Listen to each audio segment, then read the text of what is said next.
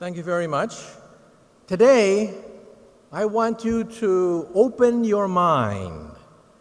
Open your mind to the possibility that one day we will make contact with an intelligent civilization in outer space that could be thousands, millions of years ahead of us in technology.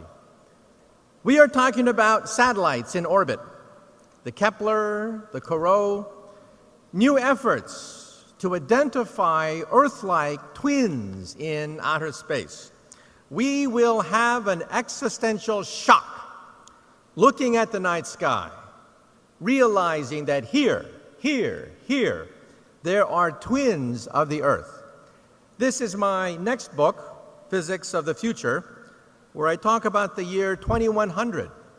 Let me make a prediction, and that is sometime by mid-century, we might make contact with an intelligent civilization in outer space. Now, why do I say this? Because even as we speak, the Kepler satellite, the Corot satellite are identifying hundreds of exoplanets in outer space, 500 identified so far. The first Earth-like twins are now being identified. Perhaps they have liquid oceans. Perhaps they have organic chemicals. Perhaps they have amino acids. Perhaps they may even have life. This is one of the goals of scientists looking for signs of life in outer space. But then the question is, if we find microbial life in space, that is not very interesting. But the SETI project has gotten an infusion of funds. They can now analyze 1,000 times more stars than before. And the SETI project wants to eavesdrop on intelligent conversations in space. I'm a physicist. When we physicists look for alien civilizations, we don't look for little green men. We look for energy consumption. We look for type 1, type 2, and type 3 civilizations. A type 1 civilization has the power of an entire planet. They control the weather. They mine the oceans. They control volcanoes. They control earthquakes. Buck Rogers, Flash Gordon would be an example of a type 1 civilization, a planetary civilization in space. A type 2 civilization in space controls the output of a star. They play with stars. They are immortal. Nothing known to science can destroy a type 2 civilization. Ice ages can be modified. Meteors, comets can be deflected. Even the death of their sun is not a problem. They can either move their planet, reignite their star, or simply find a new star in space. This is a type 2 civilization. A typical example of a type 2 civilization comes from science fiction. The Federation of Planets, Star Trek, would be based on a typical type 2 civilization. And then we have type 3. A type 3 civilization is galactic. They control the energy output of an entire star. For me, this is very interesting because a type 3 civilization would be able to control the Planck energy. The Planck energy is the energy at which space becomes unstable. Space begins to boil at the Planck energy. The Planck energy is a quadrillion times higher than the Large Hadron Collider, and gateways, perhaps, wormholes, doorways, portals, perhaps to other dimensions, begin to open up for a type 3 civilization. So we have type 1, which is planetary, type 2, which is stellar, and type 3, which is galactic. But one day, I was speaking in London, and a little boy comes up to me, 10 years of age. A little boy comes up to me and he says, "Professor, you're wrong. There's type 4. So I look down at this little boy, this pest,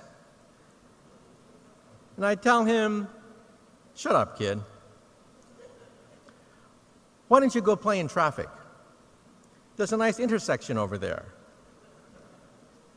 And he kept nagging me, and he says, "Professor, you're wrong. There's type 4.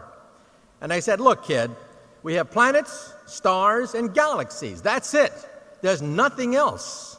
These are the only platforms for advanced civilizations." And the little boy kept saying, "No, you're wrong. There's type 4, the power of the continuum." Now, for you Star Trek fans, you know that the power of the continuum is the Q. There is something beyond galactic, and that is dark energy.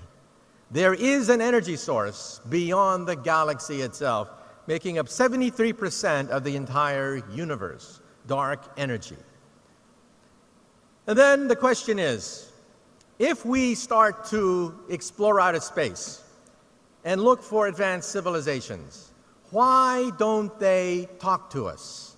Why don't they land here in Saudi Arabia and say, "We come in peace"?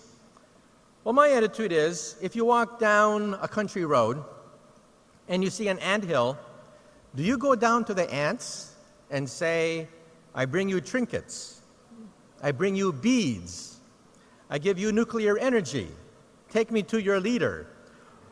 Or maybe you step on a few of them. Maybe we're simply not that interesting. So let me now close on the following note. What lessons can we take from this? First of all, this has theological implications.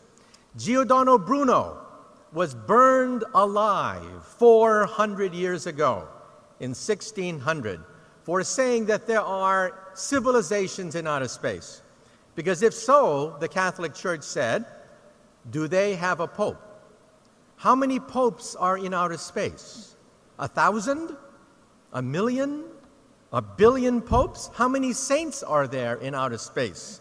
The mind boggles thinking about billions of saints, billions of popes in outer space. Rather than think about billions of popes, they simply burned Giordano Bruno alive. What does it mean for us? What are we? Are we type 1 that control the power of a planet? Are we type 2 that control the power of a star? Are we type 3 that can control galaxies, alter the fabric of space and time? No. We are type 0. We get our energy from dead plants, oil and coal. But take out a calculator. How long will it take for us to become type 1? The answer is 100 years. Around the year 2100, we will become a type 1 civilization. And we see the beginnings of that now. What is the internet? The internet is a type 1 telephone system. We are privileged to be alive to see the birth of a type 1 telephone system. What is the European Union? The European Union is the beginning of a type 1 economy. Why are we here today? We are seeing the birth of a type 1 economy. What is football? Football is the beginning of a type 1 sports. Get on the internet. What are the most common languages on the internet? Number 1 is English. Number 2 is Mandarin. We are beginning to see the beginnings of a type 1 language. What is rock and roll? The beginning of a type 1 youth culture. What is Chanel and Gucci? The beginning of a type 1 high fashion. So let me tell you that we are now witnessing the greatest transition in the history of the human race. Transition from type 0 to type 1. The generation now alive is privileged to see the birth pangs of the birth of a new civilization, Type 1, planetary, planetary energy, planetary economy, planetary environment. And so in conclusion now, let me wrap up. I'd like to dedicate my comments to Giordano Bruno, who 400 years ago said there are planets in outer space. Every week, we discover a new planet orbiting another star. I call this Bruno's revenge. Thank you.